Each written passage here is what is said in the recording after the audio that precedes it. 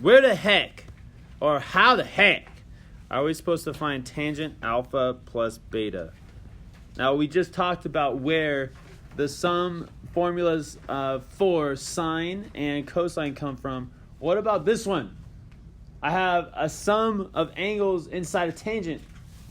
How can I rewrite this with the stuff that I know? Well, tangent is sine over cosine, so I'm going to rewrite it. Now, this might look weird to you, but it shouldn't be totally unfamiliar to you because you guys know that tangent equals sine over cosine. Tangent of any angle equals sine of any angle over cosine of any angle. Now, you guys know these formulas, the top and the bottom. Use this as an opportunity to write it out without looking at anything. See if you can write out the sum formula for sine. Ready, set, go. Bam! There it is. Did you guys get that? Did you go sine, cosine, and sine, cosine on top? Notice the angles are what switches. This is sine alpha, and this one over here is sine beta. This is cosine beta. This one over here is cosine alpha. On the bottom for cosine, it's cosine, cosine, sine, sine, and we're minusing instead of adding, okay? So we're minusing instead of adding. All right. So that's going to be cosine alpha, cosine beta, sine alpha, sine beta. Okay, now let's recap what our goal is. Our goal is to rewrite what this is with these terms, with tangent alpha, tangent beta. I don't see tangent anywhere. I just see a bunch of sine and cosines.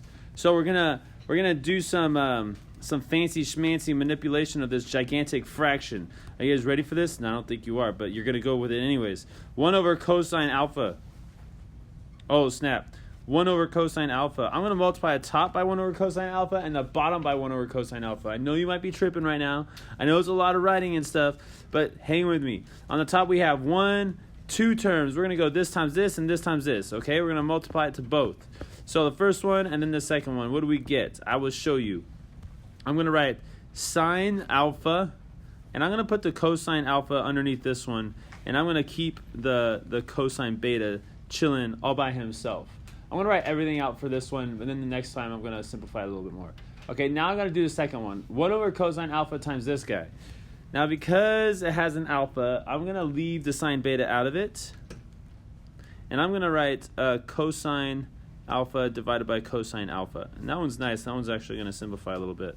Okay, now the bottom one, I got to do the same thing. I got to go that times that times that. Okay, there's 2 different numbers down there. I have to multiply it by. What do I get when I multiply to the first one? I get cosine alpha divided by cosine alpha, and then cosine beta multiplying to him. Okay, and then I have minus, and now I'm going to multiply this times the 2 signs right here. And you guessed it, I'm going to put sine alpha on top of the cosine alpha, and then the sine beta, he's just going to be chilling. Okay, so which fractions can I simplify right away because it looks so simple? This one, which equals 1, right? And this one, which also equals 1. Okay, let's not simplify anything else yet until the end. Now we're going to do it again. But instead of multiplying the top and bottom by 1 over cosine alpha, we're going to multiply the top and bottom by cosine 1 over cosine beta. Ooh, does anybody see where I'm going with this yet? Anybody? Yeah. Anybody? Do you think so? I see where You think so? You think so? Okay. I'm not going to say it. No, good. This one times this one, and then this times this, the second one. Okay, let's see what we get. For the top, we're going to go a little faster now. What is cosine beta over cosine beta going to be? 1. Oh, no. So for this term, I'm just going to get sine alpha over cosine alpha. Now let's do the second term. That's this guy. So if I do 1 over cosine beta times sine beta, I mean, the 1 doesn't really matter, right? We get sine beta over cosine beta. And now let's do the bottom. So for the bottom, I got to multiply this guy to the first term. That's just a 1. What is cosine beta over cosine beta going to give us? 1. Minus. There's my minus sign. What? Oh, look at that. That sine beta, he wants a friend right now. So we got sine alpha over cosine alpha. And then I'll multiply 1 over cosine beta times the sine beta. to get sine beta over cosine beta.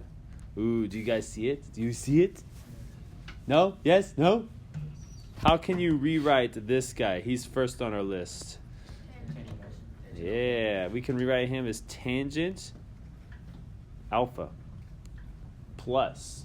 How can we rewrite that guy? Tangent beta. And then finally, the bottom we have 1 chilling minus. What's that one and that one going to be? Tangent alpha times tangent beta. There you have it, students. There's your formula. If you guys have tangent alpha plus beta, you can find its value by using that. Now, while I was going through this, I was being organized in how I did it. So, like, for example, let's talk about this one right here, okay? I did 1 over cosine beta, and I multiplied to this first term. But I didn't multiply this to both of these terms. That actually doesn't make sense. Here, let me bring something into view that might make more sense, or make sense as to why it doesn't make sense. Like, if I had 5x plus 1, and I multiply this by 2, and I go multiply this times the first term, I'm not going to multiply 2 times 5 and x. I'm only going to multiply it times the 5, right? Well, what if 2 was an x? Would I multiply the x times the 5 and the x? Or would I just multiply it times the x? Yeah, you just multiply it times the x. That's essentially what I'm doing right here. And it's because of the commutative property and the properties of multiplication that when I multiply this times this first term, and this whole thing is the term, I only have to multiply to this one or to this one. And I chose this one because that's more organized.